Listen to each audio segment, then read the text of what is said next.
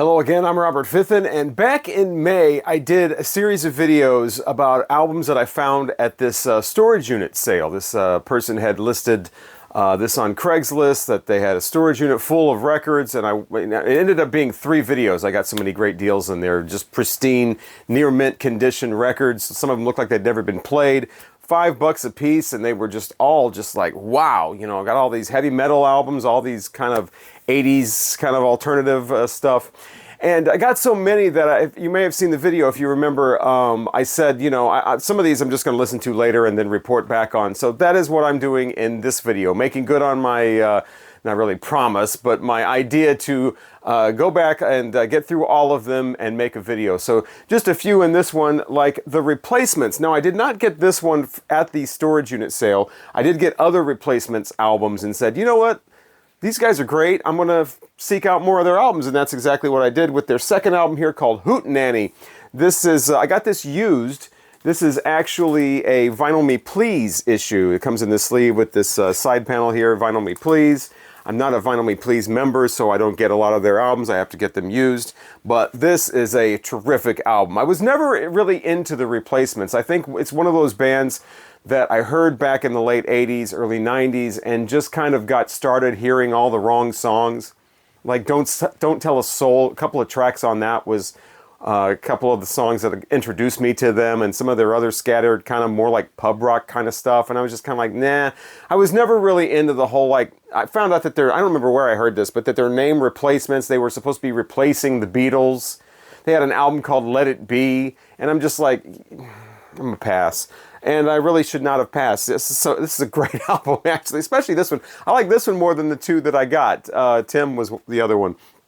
But yeah, this is Vinyl Me Please issue. Comes on this really nice powder baby blue vinyl here, which, you know, again, this one looks like it's never been played either. I think somebody probably played this once, maybe didn't like it and brought it back. It comes in this, since it's Vinyl Me Please, it comes in this really shiny, glossy cover.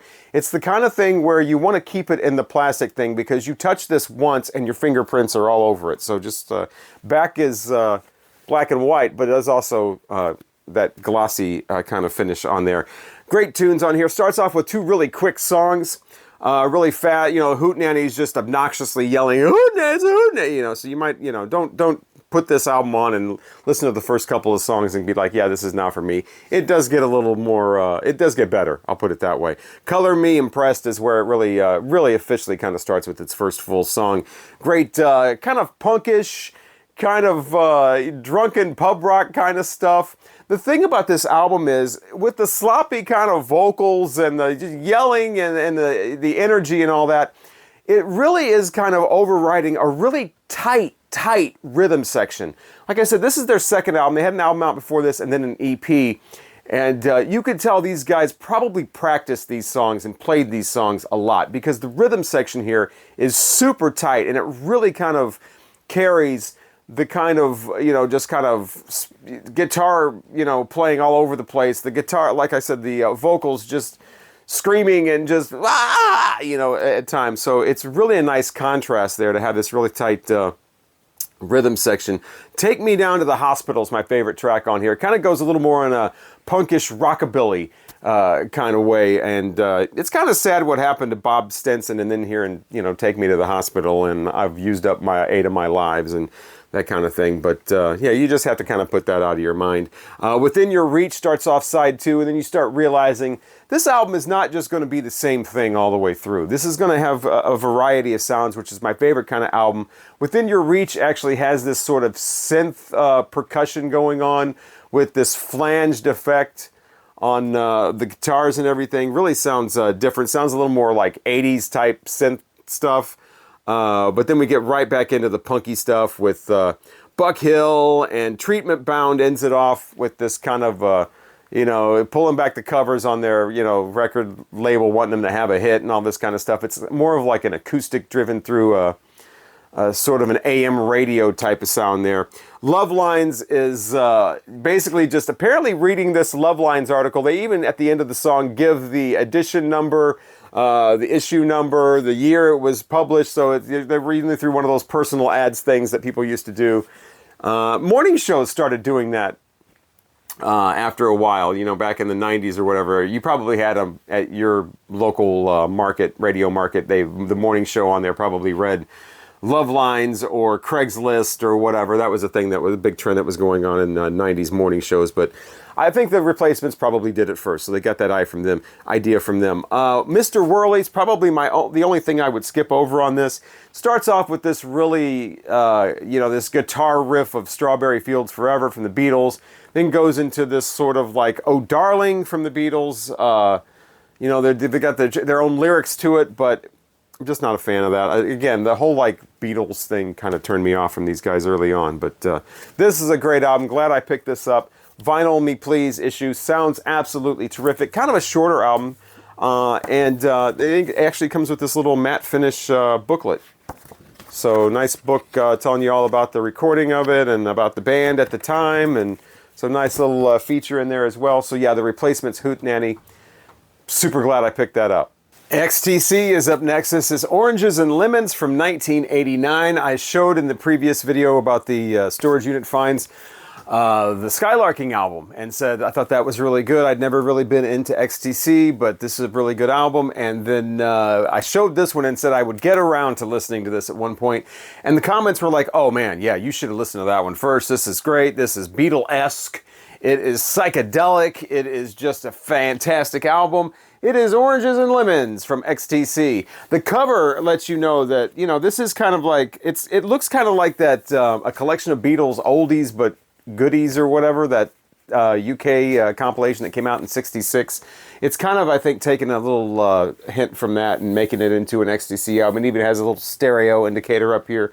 I do not like these orange dots here are so annoying. They look like price stickers that somebody didn't take off or whatever. But anyway, so yeah, double album. 89 is when this came out. Very first song, Garden of Earthly Delights, is fantastic. I'm like, this is going to be a great album. It is just this swirling whirl of just all of these different sounds going together, but it absolutely works as a cohesive song. It is a great opener to this Garden of Earthly Delights. I'm thinking, okay, well, they were right. This has a little bit of a Beatles sound, and it definitely is kind of an 80s, you know, throwback to psychedelic. So yeah, Mayor of Simpleton cuts that off. One of my least favorite tracks on here, and it was the single. I do remember it. Silly Love Song, if you're going to call something Beatles. This is just a silly, it's more Paul McCartney-esque, really. But yeah, just, you know, it reminds me of the lyrics remind me of that Sam Cooke. I don't know much about history. I don't know biology, but I know I'm in love with you. What a wonderful world this would be. It's kind of like that, you know. I don't know anything, but I know that I love you type of song. Not my favorite at all. Don't care for it. Heard it. I think I remember it, hearing that as a single. That's the thing, is that XTC, I remember some of their hits, and I didn't care for those. So that's why I never really got into them, I guess. But yeah, you have to be careful when people say Beatle-esque, I've found out over the years. Love the Beatles, obviously, but Beatle-esque can mean a few different things. It could mean that the band is playing at, you know, G7. Maybe they got a Dorian mode going on or something like that. And so it's Beatle-esque. Maybe they got the Beatles harmonies, you know, going, so that's a Beatle-esque. Maybe they've got a little bit of trippiness, pop, kind of psychedelic. Maybe that's why it's Beatle-esque. And then you got stuff like, I remember that god-awful song from that movie, the Thing You Do.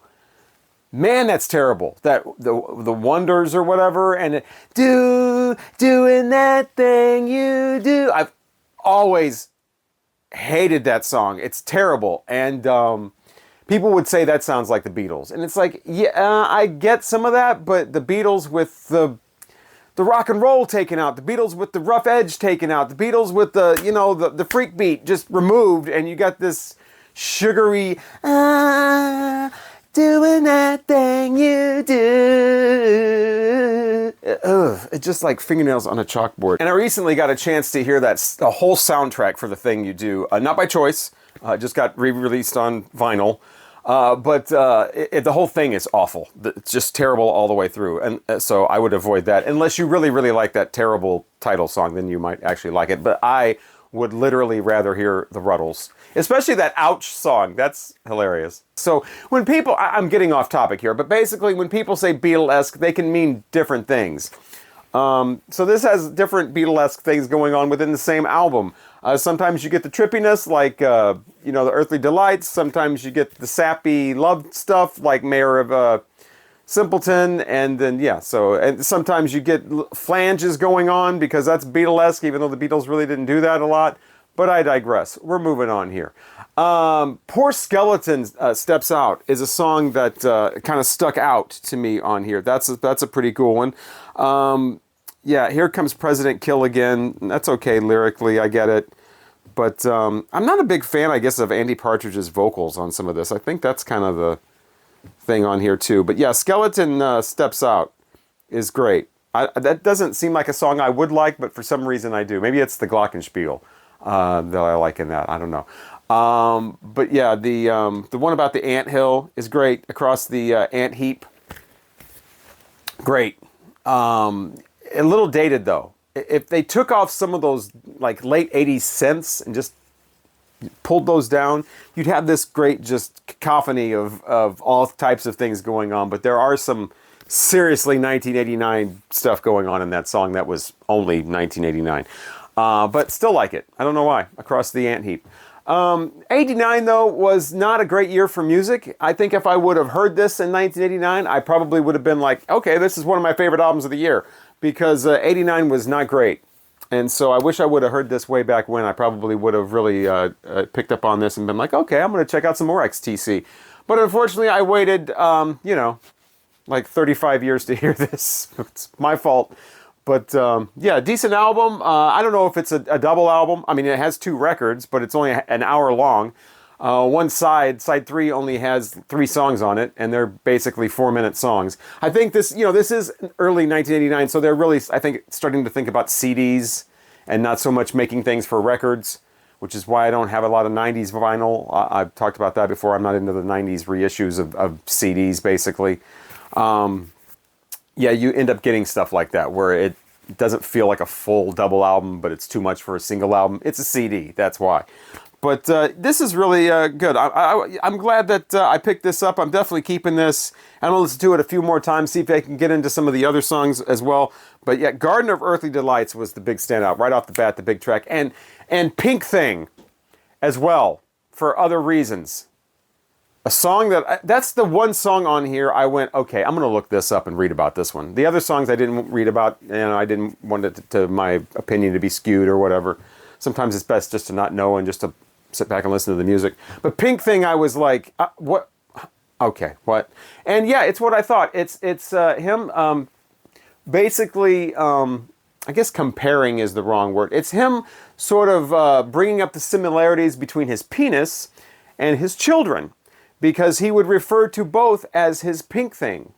You know, his children were his pink things, but so was his penis. And so you get the thing about, oh, I want to show my girl this, and oh, when I rub your head, it feels so good. And I don't know if it works or not, but it's called pink thing, which is what I always used to call my cat's penis.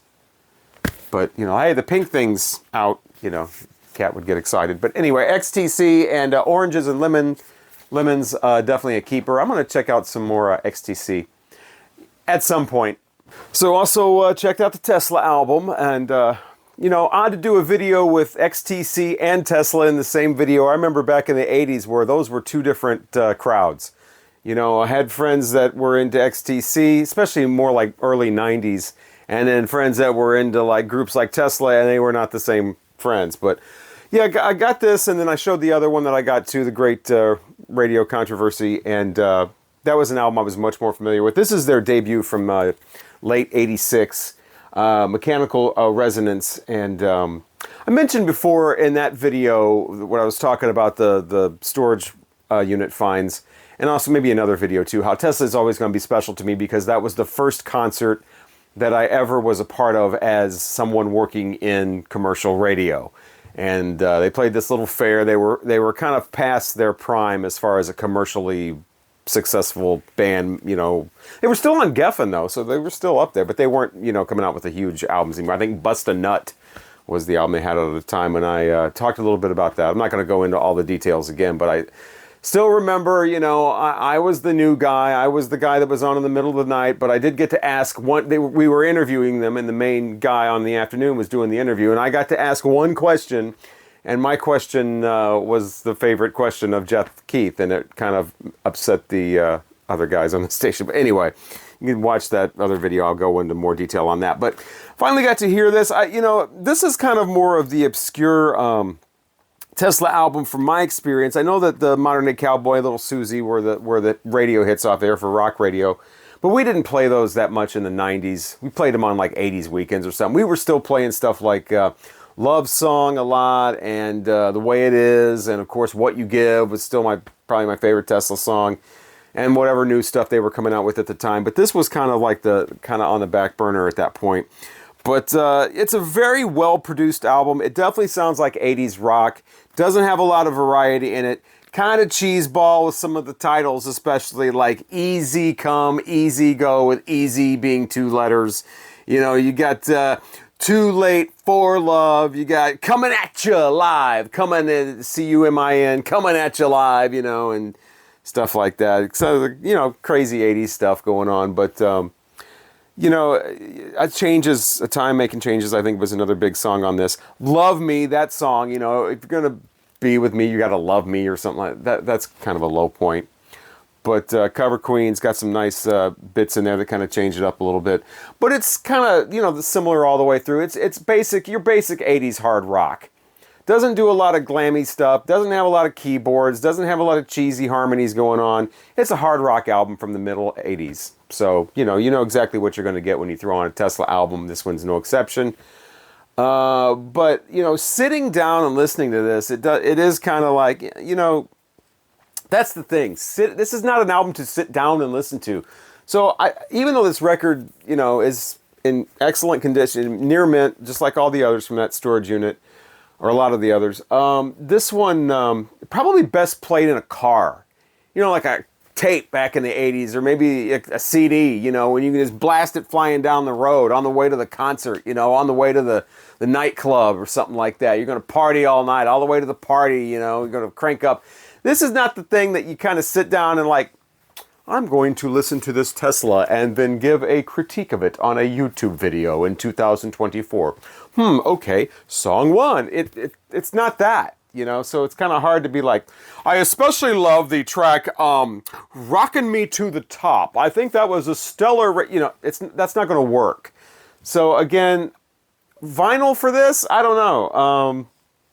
It's a better cassette, it's a better CD when you're on the move, when you've got it cranked up in the car or something like that. So yeah, Tesla, a Mechanical Resonance. Glad I finally have this. I never had this on any format. I got all the other Teslas, but this one it was kind of under the radar, for my years in rock radio and whatever. So glad I finally got my hands on their debut. But again, I don't know how many times I'm going to put this on a turntable, sit down and listen to it. It's just not that kind of album. If you watched that video, you might remember I also got a couple of albums from the Beat Farmers. You got Tales of the New West and The Pursuit of Happiness. This one from 85, this one from 87.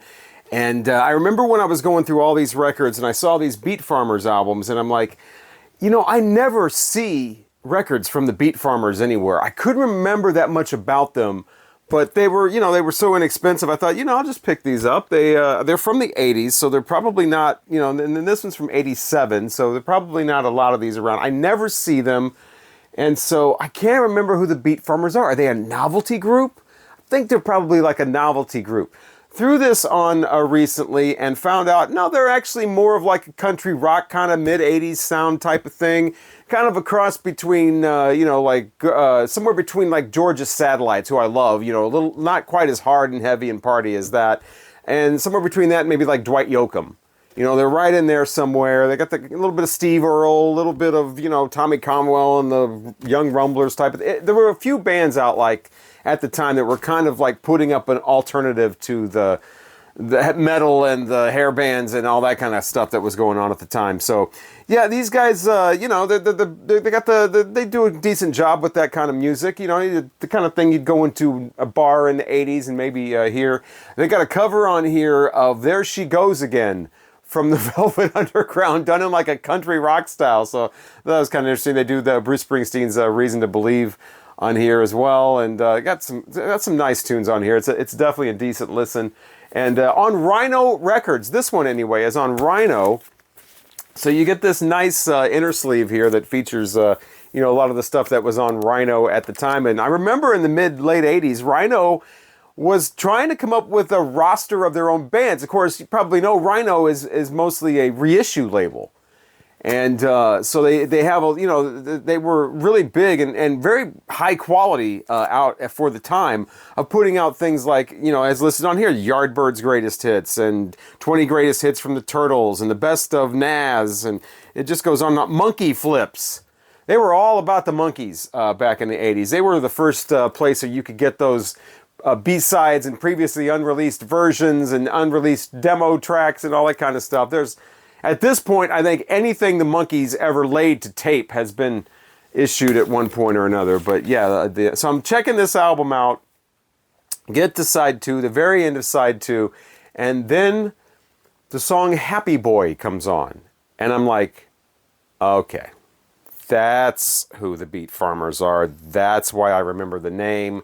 That's why I never got any of their albums or cared anything about them, because of that Happy Boy song. And it's a different singer than, he sings another song on here called The California Kid, but all the other ones either are from a different vocalist or are from somebody who is, either they're doing this in a different voice or something, but it's that, I'm a happy boy, hubba hubba hubba hubba hubba, my dog died and I scooped up its guts and put it in a box, hubba hubba hubba hubba hubba, because I'm a happy boy, I'm a happy boy. It's terrible. It's the kind of thing morning shows used to play in the 80s. I never liked that kind of stuff, that kind of try-hard, quirky, that and like fish heads, roly-poly fish heads. I don't even remember who did that one, but they're all this, it's all that stupid shit. I was 13, 12, 14, whatever years old. I didn't even like it then. I just thought, God, this is just, it's not funny. It's just not. And then you have, I knew people that thought that the Happy Boy was great and the fish heads, oh, it's cool.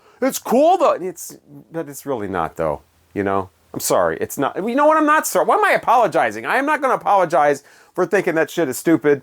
And yeah, Happy Boy. That's the Beat Farmers. Thankfully, the rest of the album does not sound like that. This one is a little more, I guess, a little less jagged, I guess, a little more polished on this. They come along and change labels. Now they're on Curb Records. So Mike Curb is releasing them on his imprint of MCA records. So yeah, this one is just a little more straightforward, a little more basic. They do a completely unnecessary version of Johnny Cash's Big River. Again, they've got something with doing the last track on their albums is one that you just don't even want to bother with. In this case, it's Johnny Cash's Big River, doing a real dumbed down, stupid version of that. Again, with that, oh, Big River, voice. And the rest of it's not too bad though. I don't mind the Beat Farmers. I'll probably pass on this one and keep this one. So there's my I finally can associate the Beat Farmers with at least more than that stupid Happy Boy song. So all in all, definitely becoming a fan of the Replacements and digging into XTC as well. Very late to the party on those, obviously, but and then Tesla. I've always known about Tesla, just kind of getting more familiar with their first album. But the Beat Farmers, now I've had that stupid Happy Boy song reawaken in my brain, but you got to take the bad with the good. You got to, at least all their stuff doesn't sound like that. But anyway, I'm Robert Fithen, soon to be visiting Cleveland, and I'm going to go to the Rock and Roll Hall of Fame. I'll make a video of that, so I don't care about who's inducted and who's not. I haven't cared about that in 30 years. I stopped getting upset about that 3 decades ago. It's a business. They're going to do things to make as many people walk through the door as possible. I'm kind of over it at this point. I don't follow who's inducted and who's not and all that nonsense. But if you hate the Rock and Roll Hall of Fame, check out my video, and then you get to take a tour for free, and you don't have to pay them for it. So that's hopefully coming up. And I'll probably check out some Cleveland record stores as well. Maybe I'll I'll vomit another video before that. Anyway, hopefully I will talk to you again soon.